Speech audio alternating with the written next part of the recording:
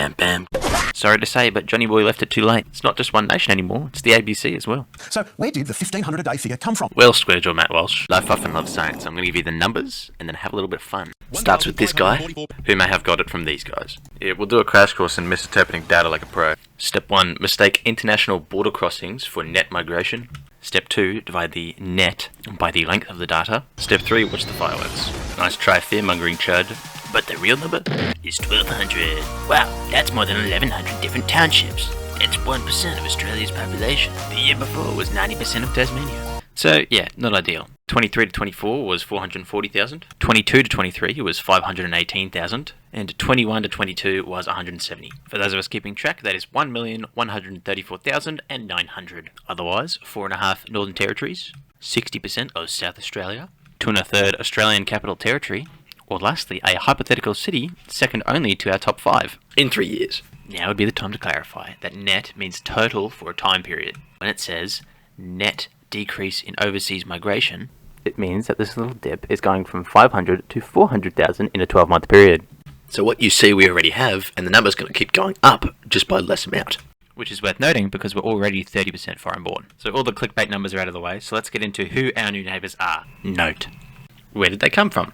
Top 5 is these guys. So here you can see that China and India are our 2 biggest. This line demonstrates that we've been losing Australian borns every year for the last 10 years, except for during the cough, in which we probably got repatriations or something. And the UK and New Zealand have mostly stayed the same, between that net 5 and 20,000. How are they coming in? Initially this seemed erroneous, like the overseas arrivals and departures, but it lines up 1 to 1, so I'm taking it as fact. So for the permanents, the largest bracket is skilled workers, followed by people bringing family over at around half to 2/3 of that amount. The special and humanitarian is mostly humanitarian, with all but 750 given offshore for the purposes of protecting against human rights abuses and persecution. Here's some fun facts about this category. So if you hear the word refugees, that's these guys. Everybody else is a migrant. Moving on, the temporaries. Should put these in big air quotes because a lot of these last 12 months or more. Especially our largest collective group, the students, as their stay depends entirely on what course they're doing, plus 2 to 5 months depending on when they finish. There is so much more to say about this visa, but that would go beyond the scope of this video. The Department of Education has a lot of information on our international students, including totals from 2005 to 2024 sorted by nationality, current and past headcounts, and locational numbers. Next, our second highest group, the visitors, with a net increase of 72,000. Note that the last ABS report that elaborates on short-term visa stays was 5 years old, so some of this may be misleading. Please keep annotation in mind. According to Home Affairs, we have a constant amount always here of 3 to 400,000, with peaks at the end of year.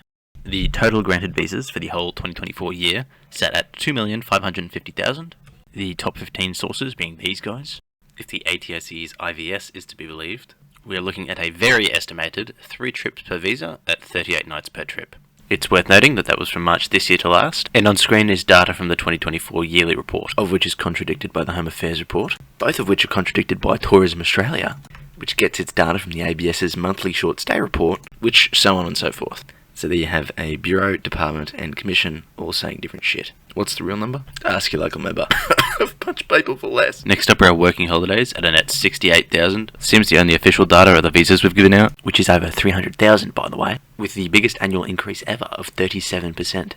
Nobody seems to care, mind you, except for the independent, which, but to paraphrase Mr. Abul, post-cough, the coalition laxed requirements and gave more chances to apply. I'd love to show you specifics on where they come from, but this table is terrible.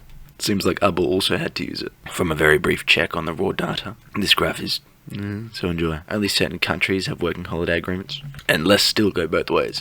And guess who we included last October? Talk about scope creep. Up next is age and gender.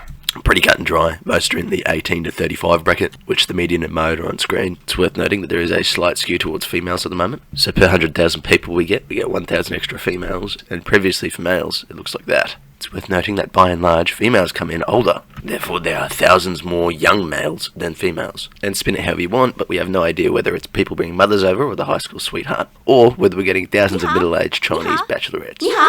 But the data's not separated by visa, so we'll never know, unless you've been outside. For posterity, here is the state net increase. Good luck in New South Wales and Victoria. Queensland, you're getting there. That's it, I'm done. Everything you've just seen is to clarify this one ABS report. There is so much more to say about all of this, which might be shown later, but it will be subject specific. Now you can accurately quote immigration statistics to the cashier. This has been John Australia. Thank you for your time.